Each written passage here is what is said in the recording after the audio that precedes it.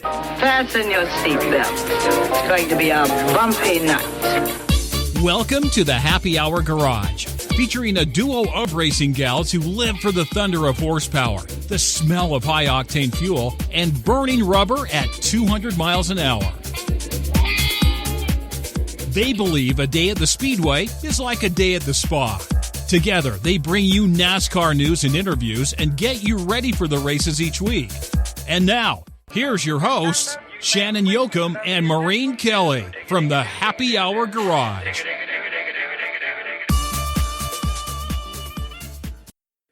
Gentlemen, start your engine.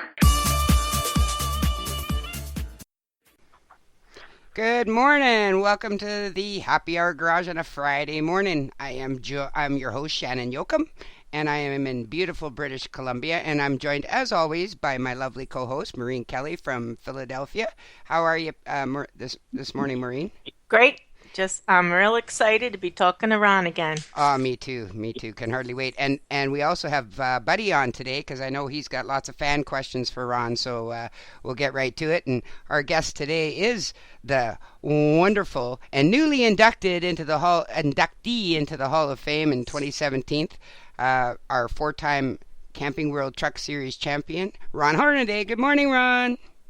Girls, how are you doing today? All right. We are awesome.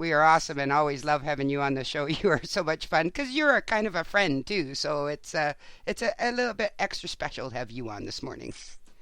It is, and somebody was asking me if I got a hangover, and I didn't have a chance. My wife had a little show we had to do, so we had to finish her booth up, and while we were working, we celebrated 37 years of marriage. So to my beautiful bride. That is awesome. 37 years. Wow. And yes, it is. How is really Lindy doing? Lindy's doing wonderful. We had to pick a day that I wouldn't forget. So every time I see green hats and green shirts and all that stuff and the green hobo glasses, I know it's anniversary is coming soon. Attaboy. So you didn't forget. Did you guys go out for dinner or anything special? Well, I told you we worked until midnight last night. We started about 9 in the morning. We worked till midnight setting the booth up. She's got a show down in Charlotte, so we worked there and got home, and now we're loading race cars. Pick up my grandson at noon and head to county line to go dirt racing. Oh, all right. And for those that don't know, you have the Diamond Chassis business. You build chassis for dirt cars, correct? Yeah, but I guess Ryan, for some reason, Ryan don't want to be a partner of Ron Hornaday's anymore, so it's not Diamond, it's Hornaday Race Cars from now on. So. Oh, you've changed it. Yeah, I don't know what that was all about. I think he sold a race car without one of my cages. I run 1 3/4 cages, and he sold one of it, and the customer got mad, and so he decided to go back to his way, and I go my way. So I kind of build a safe race car with 1 3/4 cage, and all his other ones are 1.5 inches. So he called it a Hornaday car, and I said, no, it's not. I said, my cars are 1 3/4 cars. So that's where that came about. So we're just doing our own. We had a nice weekend last weekend. We took 7 to 8 of our cars up there to Dublin and rented the track, and everybody was happy. So I got them all going up to county line this weekend. We're racing. Oh, that's cool. Hey, a lot of people want to know about your Hall of Fame thing. How did it all start with them contacting you? And I know you're a pretty modest guy, okay? I know you're going to downplay this a lot, but this is a pretty big deal. I don't know why it is. I mean, all I did is race to put food on the table and stuff like that. And, when Wayne Otten was the director of the truck series when I was running it, and he's the one that actually called me and congratulated me. I said, what are you talking about? Am I having a baby, or what was the deal? And he told me that I'm a nominee for that deal, and I said, what does that mean? I mean, does that mean I'm getting old, or am I dying? What does that mean? I don't understand. But when I started racing, I never had a Hall of Fame. We didn't do that. We raced to put food on the table and enjoy life with our family in the racing world. And the short tracks is definitely a great place for your family life and the whole deal. So taught my kids. They're both into racing now. My daughter kind of owns this company, and I kind of work for her. And my son's the car chief over there at Red Horse, and they all seem to do it. My wife and my dad, my dad's wife and my dad raced together for years, so she's the one that actually kept me into racing. How are you gonna? Who's gonna induct you? I have no idea. Can I do it? Can I? I'm just kidding. But that's the type of guy you are. You're a very modest guy, but it's a big deal, and I was thrilled to see you in there. I mean, you are the epitome of truck racing, and yeah, you did it for all those reasons you said, but you're also a master at it. I mean, one of the people on one of our pages asked what your secret was to winning all those times at Nazareth. I mean, you have a huge fan base that you're probably not even aware of because you're such a modest guy, but you do, and everybody was thrilled that you got in there, and I think it's pretty cool. Well, I mean, it'd be an honor to support all the guys I raced against, just to let people know what racing was like back then, and with the Skinners and the Spraggs and the Rutlands and Jimmy Hensley's and everything like that. We had 43 trucks showing up at the racetrack, and we're sending 5 to 7 trucks home every week. So it was like figuring out biting on Friday to qualify and see if you're racing Saturday. So it's pretty cool. I mean, I'm still decently young. I'm not in my 80s yet. I'm getting there. Sometimes we all feel like we're up there. Right? Well, you're in company with me and Maureen, so we don't feel old. We're all young. Yeah, keep up with his 14-year-old grandson racing. It's definitely your body's aching. Luckily, we just got a hot tub, and I can sit in that thing for a couple hours a night, try to get my bones to work. So the good part about it is Billy Workman was these guys in my car. We're down in Florida, and he couldn't tell me what the car was doing, so I got mad, and I got home. I built my own car in 9 days, and we tested it last week, and we're loading them up. So I might race a little dirt car tomorrow night. I don't know. We'll see how things go. Is that you? You're going to race a dirt car tomorrow night? I said maybe. We're gonna do a little testing tonight. I was going to jump in my car and get down there, Ron. I'm not going to go make an ass out of myself, but I'll jump in it so I can still wing it. Yeah, we ran pretty good last Saturday. Devlin Motor Speedway, they're out there up by the beach, pretty close to it, and they gave us the racetrack, and we just had a blast. We got there at 10 in the morning and stayed there and go 10, 11 o'clock at night and put a lot of laps on it, and I learned a little bit more about these cars, and hopefully what we learned we can apply this weekend and try to win this race this weekend. Oh, that is so cool. Now, of course, this can't be compared to a NASCAR weekend because there's a lot of pressure on a NASCAR weekend. Do you miss any part of that, Ron? You know how much pressure it is owning a chassis company and not winning? I mean, yeah, got more pressure there. So no, this is cool. I mean, we enjoy it. But NASCAR, I was fortunate enough, like I said, to drive for some great owners, but never gave you the pressure. They just said, "Go out and do your job. Go out and do what you know to do." And then I had some great sponsors, with NAP and all that stuff, and they liked my personality, and we got along good. And I'd be myself. So if I don't want to do something, I don't do it. If I want to do it, I do it 120%. So had a lot of fun through the years.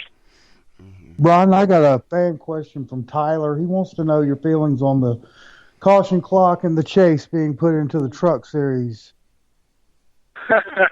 All right, that's funny. I keep hearing that. It's like, why would you guys want to do that? Why don't you just get Spragg back? He spun me out enough times. He got me the yellow. Call Skinner up. He'll fix somebody out. I'm gonna put me back in it. I'll wreck somebody. Or let Kyle Busch race in there. Well, Kyle Busch just does it on Go Flag, so the yellow's already out. Did I say that out loud? It's just us four here. Nobody else heard that. Do you think it's kind of a manufactured, goofy, strange thing? I don't know how to do it. I mean, they got to tighten the field up. If you looked at last year, there was only about 3 or 4 teams that actually put on a great show, and then you had the guys from 5th and 6th back was running for 5th and 6th. But now with the double file restarts, getting the yellow flag, it bunches everybody up, and it just makes it more exciting for the fans. So I can't really comment on it because I'm not involved in it, but it hurt Matt Kraft in the last race at Atlanta. If you noticed, he was leading the thing, and it just bunches everybody up. So it's going to give him an opportunity for that back marker to have an opportunity to win if you don't want to pit, and he stays out and puts the old tires on. So it's definitely going to make it exciting.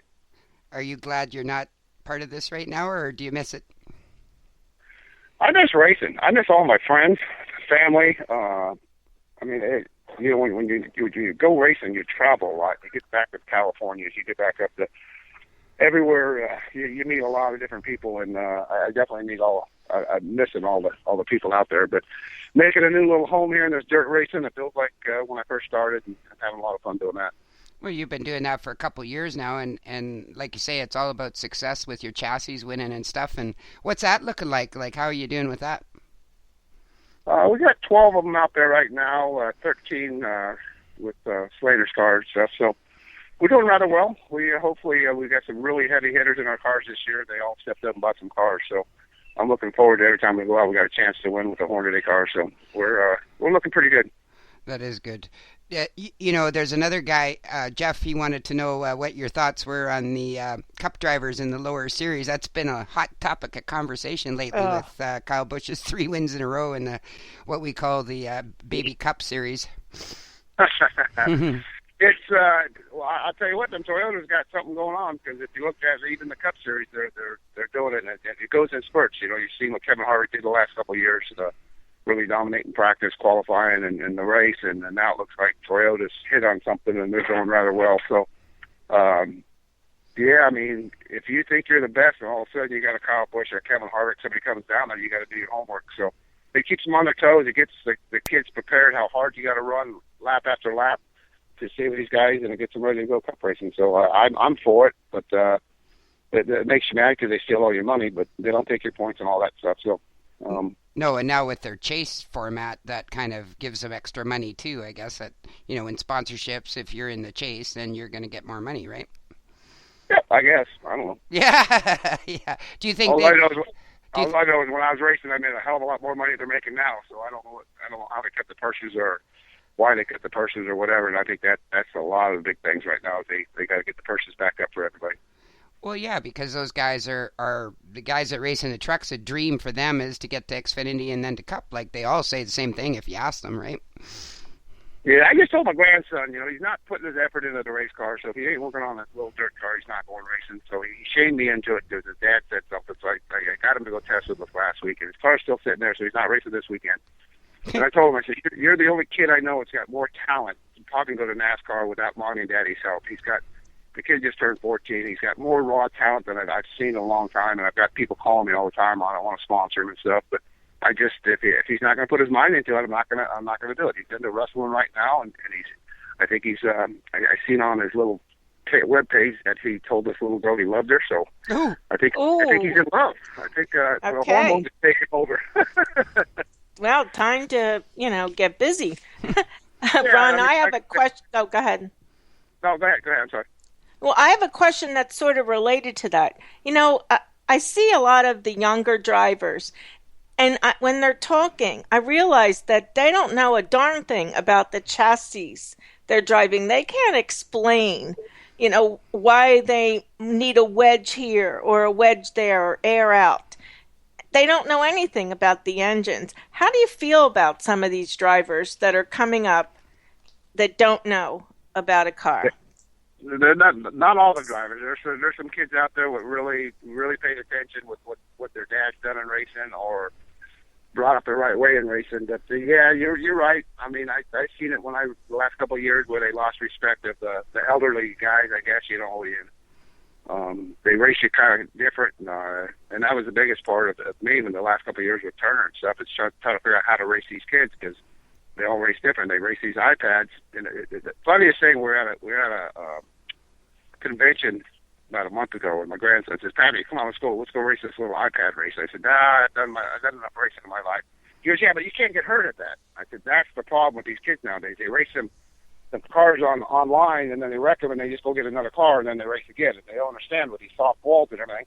Back in the day, we didn't have soft walls, and with the safety NASCAR's brought into it, and you did get hurt, and you thought about the passes you made, the way you passed, and nowadays you don't. They just throw it in there, and if they wreck it, they grab another one.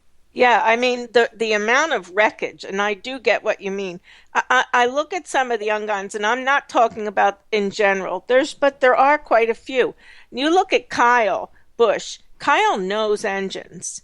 And he was raised the right way. Somehow he knows it when you listen to him on Sunday, talking to his spotter, and then, and he's talking back to the stand, and he can explain everything he wants and why he wants it that way.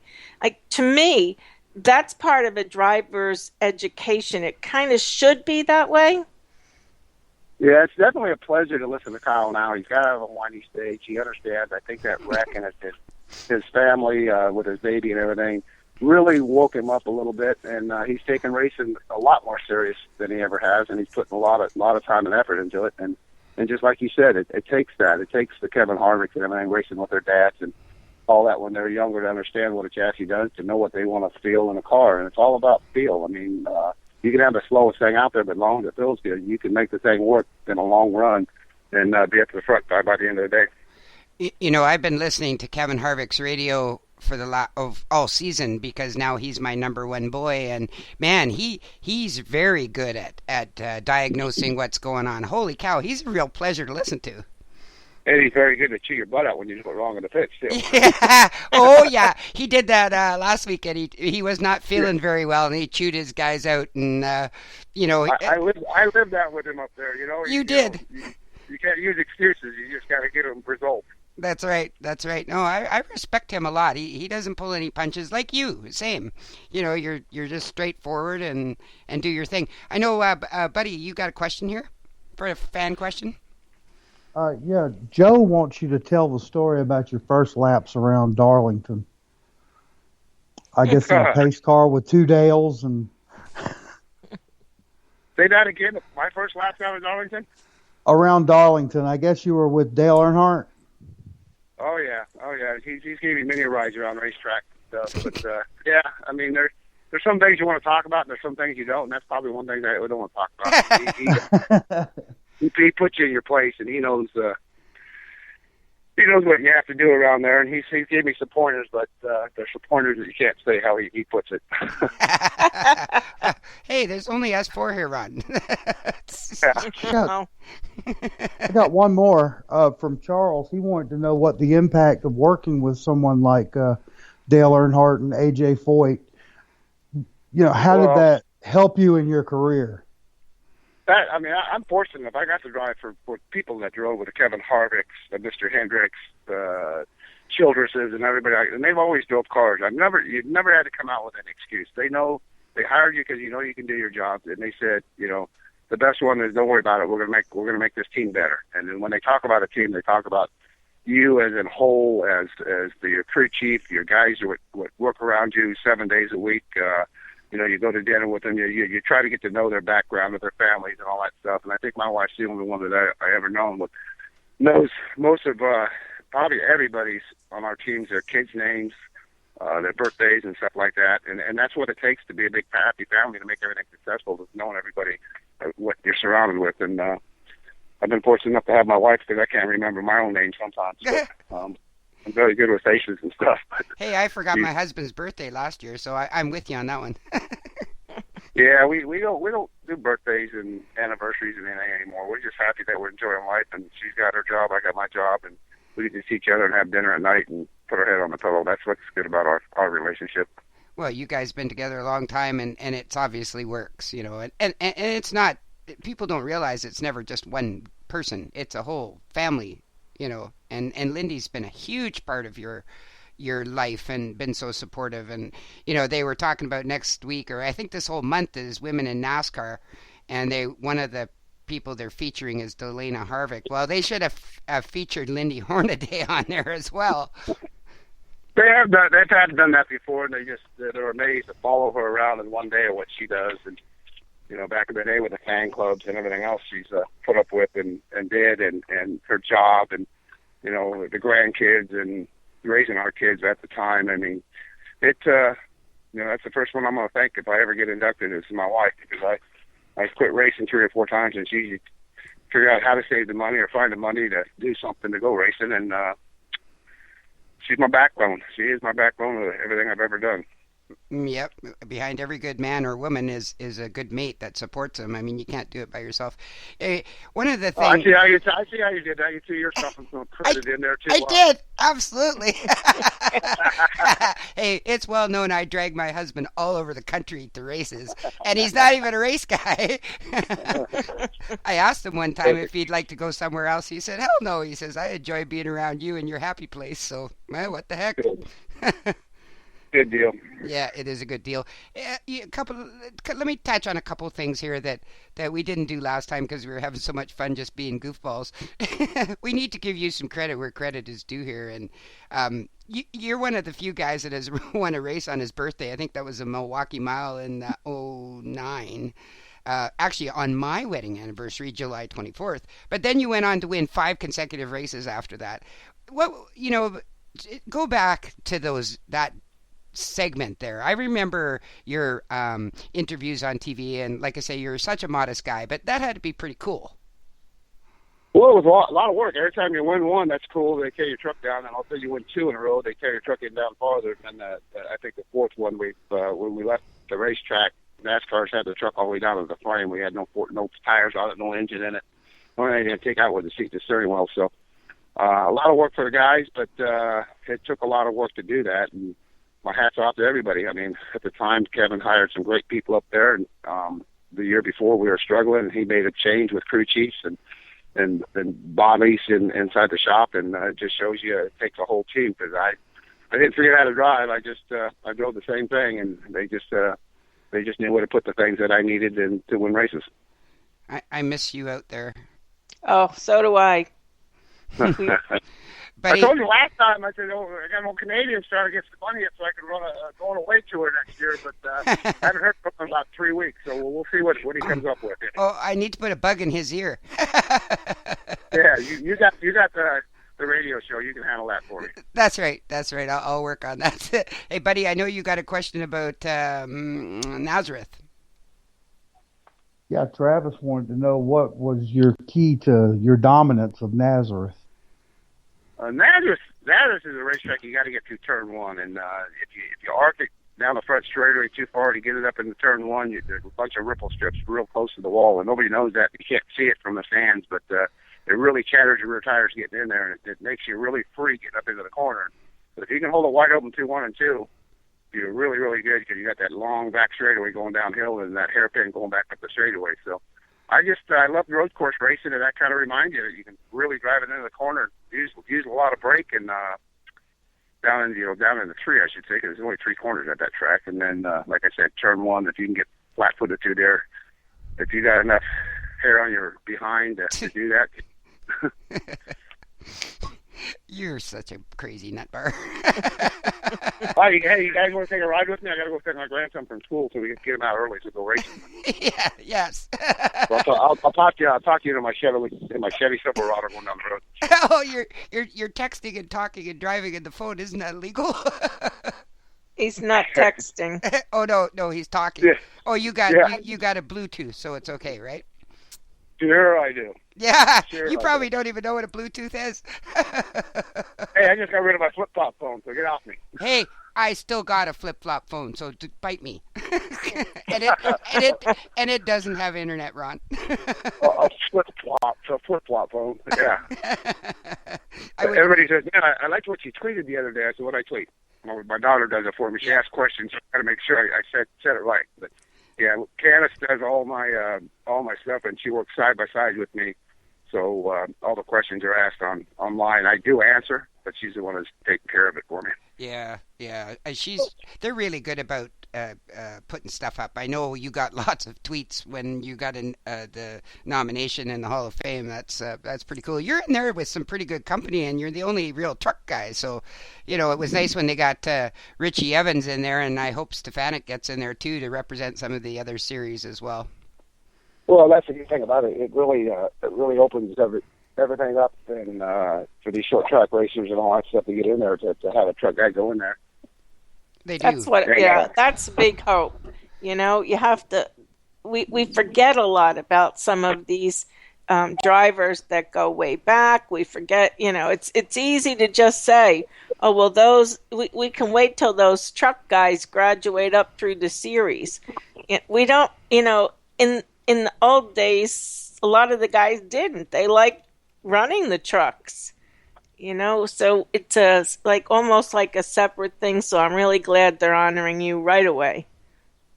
I appreciate that. Yeah, me too. No, you're not. You don't care. Yes, he does. I think he does. He's just being modest. Okay, so Go I ahead. have my own question here, which I've been waiting for this answer. Tell me about one off-track incident that you had with another driver that they probably have not forgotten about. Okay. Oh, let's see. Come on. Which one should I pick on? There's been quite a few. We've been, like I said, fortunate enough and had a nice little home on the lake, and we did our little boat racing on the lake, and I think this guy had a faster boat than me, and when he said, I'll race it at the other end, and I said, okay. And he said, go, and I turned into his boat just to slow him up, so I just showed him that, hey, I know your boat was faster as long as I wreck you. A little bit in your boat, you're going to be more worried about that than pushing the gas pedal down. So, and I can't say his name because you'll get mad. Come on. All right, well, now we'll put you on the spot for real. So tell me about an on-track incident you figure that driver hasn't forgotten about. Well, it doesn't matter. Sprague hasn't forgot about any of them. Every time I beat Sprague, he sat in his little lone cocoon and complained about it for weeks until he beat me again. And then it's amazing what winning does to the different drivers and how they react, and when they lose, how they react. So, Who is Sprague. What was that? who is your best buddy? I'd say Sprague. I mean, he's one of them guys. I mean, Skinner always got it. We can go out there and yell at each other. The good thing about that is he drove for Childress and I drove for Earnhardt. We couldn't beat each other up too bad, but we had races where we were mad at each other and we yelled at each other on the racetrack. And then we got back. We had a Baldy Pop or a soda pop, and we sat around our motorhomes and talked about it and had fun. So once we leave the racetrack, we know where our family's at back at the motorhomes and stuff like that. And Sprague started getting that towards the end. You don't go out there to wreck everybody. You go out there to race.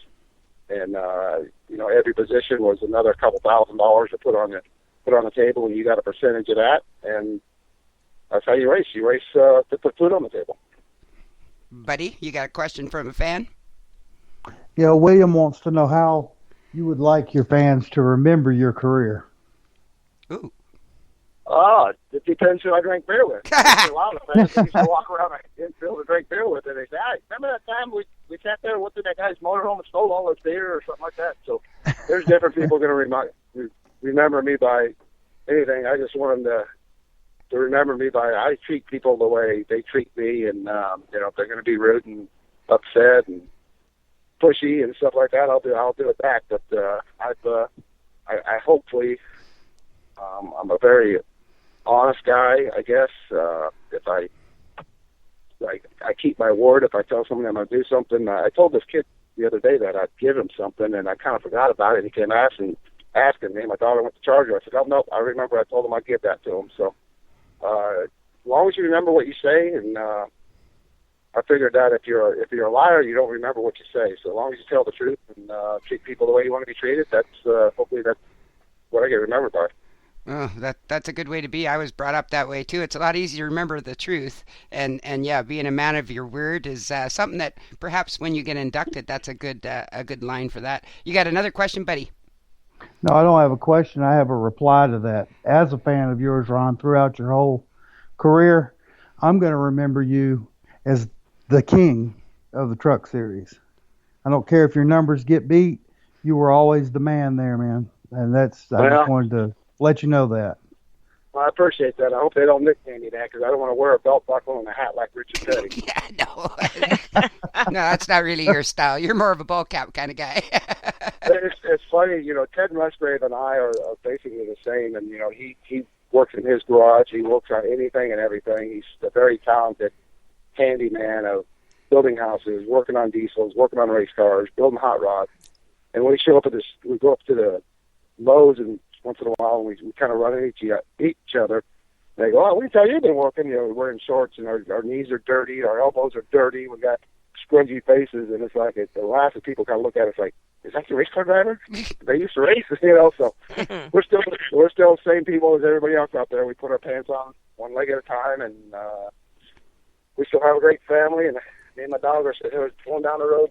I want to take my grandkids, so my dog goes everywhere with me. Hey, could you, before we let you go, tell me what the weirdest thing you ever autographed was? told you I couldn't tell you that. I asked you again, hoping you'd forget. Between the boobs and the butts and the... But you got to remember, my wife was at every autograph session, so I never did nothing I wasn't supposed to. I always had to look at my wife, and she gives me the thumbs up and thumbs down. So the best one was this girl wanted me to autograph her bra, and I told her I couldn't do it on her. So she came back half hour later, and this bra was like huge. I mean, huge. So stupid me, the girl never came back for it. So I opened the window at Tony Stewart's motorhome and threw it inside the window because he was out dirt racing. He came back the next morning. About 3 in the morning, I heard him and his girlfriend argue at 5:30 in the morning, and I tried to tell her that I did it. I was only kidding. Oh, no, Tony was messing around on me and stuff like that. So I got Tony Stewart in trouble, not just playing a joke on him, and I probably won't play with bras no more. Do you get? I don't know quite how to phrase this, but I know that women go after race car drivers. It doesn't matter how old they are or how old the girl is or anything. How did you and Lenny, deal with that over the years? Well, I'm a fisherman. I like to fish and see if I still got it. When I do, then I go back to my wife. No, good one. It's not. It's awkward. You know where your bread and butter's at, so you don't mess around. No. You have fun, and you got to treat everybody with respect and all that stuff. So my wife, it was funny when Kyle Busch was at the house when he was younger and all that stuff, and he's got this young girl sit on his lap. And he goes, "Man, I like this racing stuff." And he goes, "It's that Nomex cologne." He goes, "What?" It's like, "Yeah, you wear Nomex, got money in your pocket." Pull it out. Well, you could tell that by all the beauties that are married to some NASCAR drivers that really aren't that attractive. Right? They're all perfect in their own world. Yeah, absolutely. Well, I guess we better let you go. You got anything to wind up there, Maureen? No, this is, as always, Ron, it's a real pleasure to chat with you. Yep. Next time I'm down there, I'm coming for a beer, so get ready. Well, last time I said they showed up for a week. They stayed at my house back to the motorhome in there, and they sweated on my pool for a week. So you're welcome, but I sold that big house, so you're going to have to sit in the jacuzzi with me and drink a beer. Okay. As long as you don't mind that I got a monster-sized bra. Just keep it on your side, not mine. Okay, buddy. We'll let you go, and good luck racing this weekend. If you get a chance, drop a tweet there and let us know how you did, and we'll add it to the show. You got it. Thank you. We hope you've enjoyed hanging out in the Happy Hour Garage. Thanks for tuning in. Please join Shannon and Maureen next week for another episode of NASCAR news, interviews, and stories. Check out our website at www.happyhourgarage.com for our previous shows and see what's coming up next.